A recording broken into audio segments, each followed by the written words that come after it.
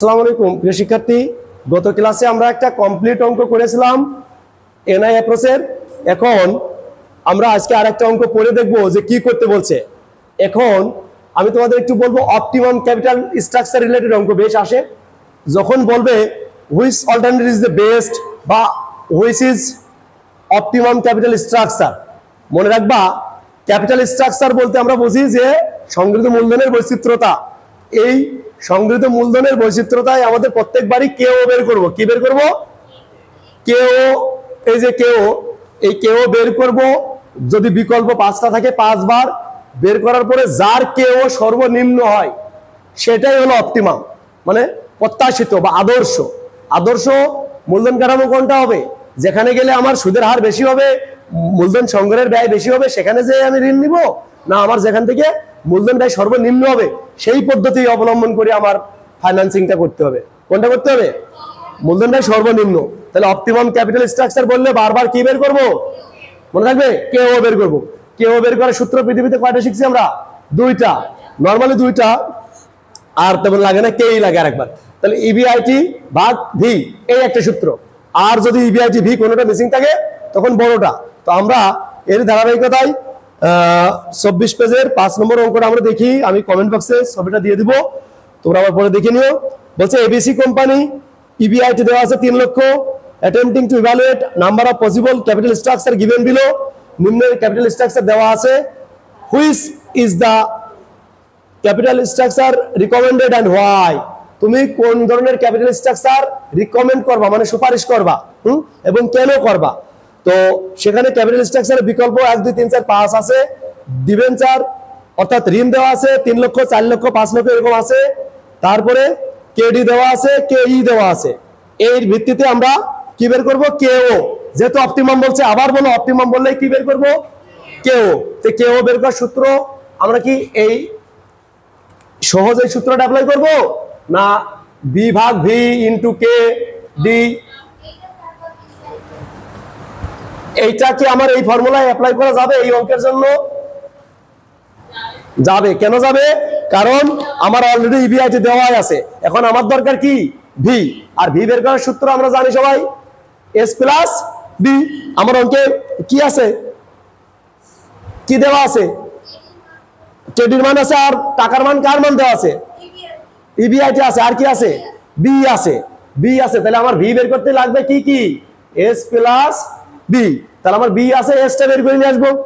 তাহলে এখন অঙ্কে ঘর আছে সোর্স বি, অতিরিক্ত ঘর কাটবো আমরা 2টা, একটা এস বের করার জন্য আর একটা কি ভি বের করার জন্য। ওকে, 24 অঙ্ক নম্বর 5, অল্টারনেটিভ পার্সেন্টেজ অফ ডিবেঞ্চার। তারপরে আমার দেওয়া আছে হলো কি কেডি, তাই না? কেডি, কেই, আর এই ঘরটা একটু বড় করব। প্রথমের সিচুয়েশন এটা বা অল্টারনেটিভ। এখানে লিখবো আমরা বন্ড। এবার কি দেওয়া আছে আগে? কেডি, কেই। এবার আমার লাগবে এস, এরপরে লাগবে হলো ভি।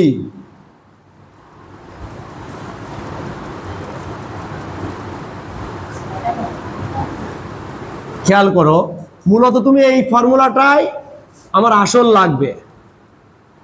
আসল আমার লাগবে কেও। কেও বের করতে লাগবে ইবিআইটি আর ভি। ইবিআইটি দেওয়া আছে, ইবিআইটি কত টাকা? 3 লাখ, কিন্তু ভি দেওয়া নেই। তো আমরা ভি বের করতে গেলে আমার লাগবে কি? S plus B. তাহলে বি দেওয়া আছে, এখন আমার লাগবে কি? এস। তাই এই এসটা ওয়ার্কিং করে নিয়ে আসতেছি। কি করতেছি? এস ছকেও করতে পারো, বাইরে করে নিয়ে আসতে পারো, কি দরকার? এখানে করি, কয়েকবার করি। তাহলে প্রথম অল্টারনেটিভ একটা লাইন আমরা করলে বাদ বাকিগুলো আমরা বাসায় করে নিতে পারবো। তাহলে প্রথম অল্টারনেটিভ অপশন এ তে ডিবেঞ্চারের পরিমাণ কত দেওয়া আছে? 3 লাখ। কেডি 10%। আর কেই। ওকে, এবার আমরা এস বের করার সূত্র আগেই শিখে আইছি, ইবিআইটি মাইনাস আই ভাগ কেই। তাহলে এখানে এই সবটা একটু বড় করবো যাতে আমাদের ক্যালকুলেশন এখানে এক লাইনে ধরে ফেলতে পারি।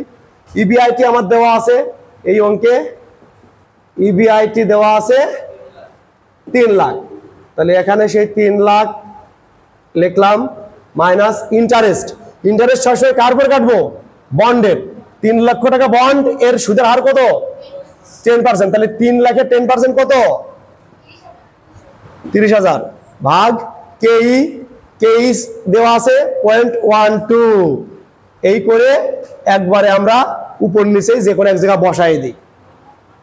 আর একবার করো মাথা ঠান্ডা করে। 22,50,000। এই হলো 22,50,000 গেল।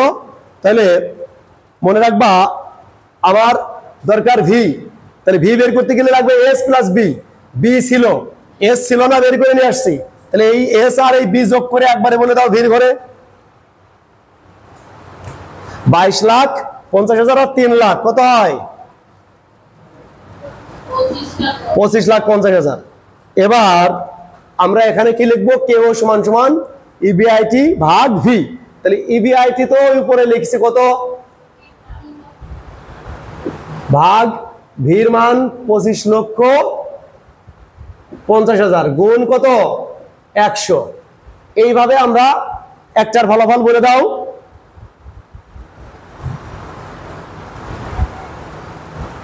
সৈকত গুণ করে বলো। 11 এই গেল একটা। আমার মনে হয় আমি যদি আর নাও করে দিই, তোমরা এই সবটা কমপ্লিট করে মন্তব্য লিখে দিবা যে capital structure 3 is the best বা 4 ইজ দ্য বেস্ট। এরকম 5 বার করতে হবে, কিন্তু 5 বার করার পরে যার মূলধন দেয় সর্বনিম্ন, কে ওর মান সব থেকে ছোট, সেটাই বেস্ট। Clear sir? কি ব্যাখ্যা কি লিখবো? ধরে নাও 3 নম্বর অপশনটা কম, তাহলে লিখবো alternative 3 is the best because its K O is lower than others. Clear সবাই? এই এখন আমি আর একটা লাইন দরকার একটু করে দিই, তাহলে আরেকটু বুঝতে সুবিধা হবে। ডিবেঞ্চার কত? 4 লাখ। এই 4 লাখের 10% আবারও 12। ওকে, 12.5। এবার এইগুলো সবই দেওয়া আছে, শুধু আমাদের এইটুকু থেকে শুরু হবে অঙ্ক, আর এই সবই আগের তথ্য। এবার সৈকত বলো এস বের করবো। ইবিআইটির মান কত? 3 লাখ বিয়োগ ইন্টারেস্ট, এই ঘরে যা থাকবে তার 10%। 10% হলে 10%, 12% হলে 12%। তাহলে এখানে 40,000 নাকি? ভাগ এবার কে কত? হ্যাঁ, 12.50 বা 0.125। এটা করলে কত হয়? এটা করো। এখানে 0.125 একবার ভাগ করে বলে দাও। টাকা বলো। 8 লাখ। আরো একজন করতে পারো, ভুল হতে পারে। 3 লক্ষ বিয়োগ 40,000। 40,000 তাহলে 2,60,000। 2,60,000 ভাগ 0.125। 3 লক্ষ থেকে 40,000 বিয়োগ 22,80,000। 20,80,000। ওকে, তাহলে এই 20,80,000 আর এই হলো বন্ড। তাহলে দুটো মিলে এখানে কত হবে সৈকত? 20-এর সাথে 4 লাখ যোগ করলে এইভাবে। তাহলে এবার আমরা এখানে ইবিআইটি তো ফিক্সড, 3 লাখ ভাগ 24,80,000 গুণ 100। এখানে রেট কত হয়েছে? একটু তাড়াতাড়ি। 12.09। এই হলো মোটামুটি আমাদের আর একটা অল্টারনেটিভ বেরোলো। করলেই করতে থাকবে, সবগুলোই করবা, দেখবা যার মূলধন দেয় সর্বনিম্ন সেটাই হলো আমাদের অ্যান্সার। তো এইটুকু তোমরা আমার কমেন্টে জানাই দিবা। ধন্যবাদ সবাইকে।